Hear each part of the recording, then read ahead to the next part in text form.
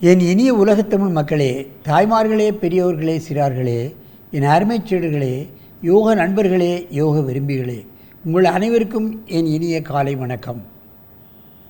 கலைஞர் தொலைக்காட்சி நிகழ்ச்சியில் நலமுடன் வாழ என்னும் பிரிவில் யோகாசனத்திற்கு அதிக முக்கியத்துவம் கொடுத்திருப்பதை நீங்கள் அறிவீர்கள்.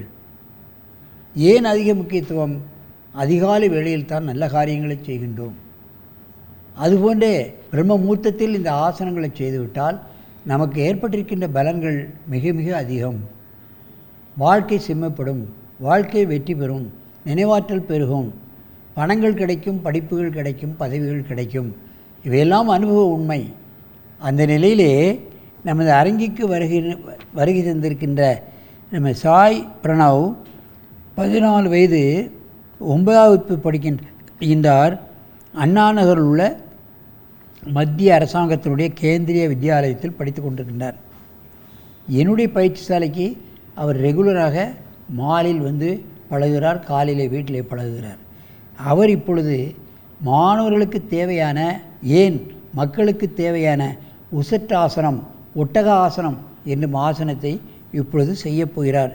சாய் பிரணவ், நீங்கள் முதலிலே வஜ்ராசனத்துக்கு வாருங்கள். பத்மாசனத்தை கலைத்துவிட்டு அப்படியே மெதுவாக எழுந்திருந்து காலை அகலமாக வைத்துக்கொண்டு உசட்டாசனம் செய்யுங்கள். தலையை தொங்க போட்டு நன்றாக மூச்சை இழுக்கணும். மூச்சு இழு, 4 மூச்சு. நல்லா மூச்சு சத்தம் வரணும். உசட்டாசனம் என்பது நுரையீரல் இருதயத்துக்கு ஆகவே வைக்கப்பட்ட ஆசனம். ஹார்ட் அண்ட் லங்ஸ் சரியாக வேலை செய்ய வேண்டும்.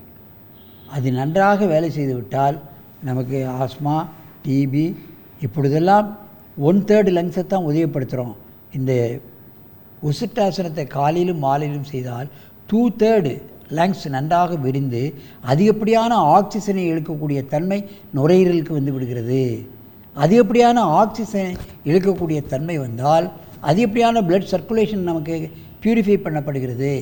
பியூரிஃபை பிளட் எல்லா பாகத்துக்கும் செல்லும் பொழுது நோய் ஏன் வரப்போகிறது? டிபி, ஆஸ்மா, ஹார்ட் சம்பந்தப்பட்ட பிரச்சனைகள் முழுமையாக நீங்கும். அப்படியே உட்காரு, அப்படியே கையை உயர்த்தி முன்ன குனி. மாற்று ஆசனம் மகாமுத்ரா. முன்னால் வளைந்தால் முன்னால் வளைய வேண்டும். ஹார்ட் சம்பந்தப்பட்ட பிரச்சனைகள், நுரையீரல் சம்பந்தப்பட்ட பிரச்சனைகள், ஆஸ்மா, டிபி, பிராங்கடிஸ், இன்னும் பல்வேறுபட்ட மூச்சு சம்பந்தப்பட்ட பிரச்சனைகளுக்கு மாலையில் செய்ய வேண்டும் என்று சொல்கிறார் நமது முனிவர் திருமூலர். அஞ்சனம் போன்றுடல் ஐயரும் அந்தியில். கபநோய் உள்ளவர்கள் மாலையிலே செய்ய வேண்டும் என்று சொல்கிறார். மாலையிலே தான் இந்த ஆஸ்மா சம்பந்தப்பட்டவர்களுக்கு பிரச்சனை வரும். இதை செய்துவிட்டால் இரவில் தூங்குவார்கள். இல்லாவிட்டால் அவர்களும் தூங்க மாட்டார்கள், நம்மளையும் தூங்க விட மாட்டார்கள். அதான் உண்மை. என் அருமை செடுதே, நீங்கள் எழுந்து ரிலாக்ஸ் யுவர் ஆசராஸ். அப்படியே திரும்ப இங்கே பக்கம், என்ன பக்கம் திரும்ப, காலை அகலமாக வச்சுக்கோ, ஃப்ளாட்டாக விடு பண்ணு. பின்பக்கமாக செய்கிறார் பாருங்கள். கையை எப்படி வைக்கிறார், எப்படி தலையை போடுகிறார். நன்றாக மூச்சை இழு. இந்த ஒரே ஆசனம் காலையில் மாலையிலையும் ஒரு 5 தடவை பண்ணியாச்சுன்னா ஆஸ்மா, டிபி, பிராங்கடிஸ், இன்னும் நுரையீரல் சம்பந்தப்பட்ட பிரச்சனைகள், ஹார்ட் சம்பந்தப்பட்ட பிரச்சனைகள் எல்லாம் நீங்கிவிடும். தீர்க்க முடியாத வியாதிகளை தீர்க்கலாம். எந்த நோயும் வர முடியாமல் பார்த்து கொள்ளலாம். வருமுன் காப்பவனாகவும் வந்தபின் நீக்குவனாகவும் இருப்பதுதான் யோகம் என்பதை நீங்கள் தெரிந்து கொள்ள வேண்டும்.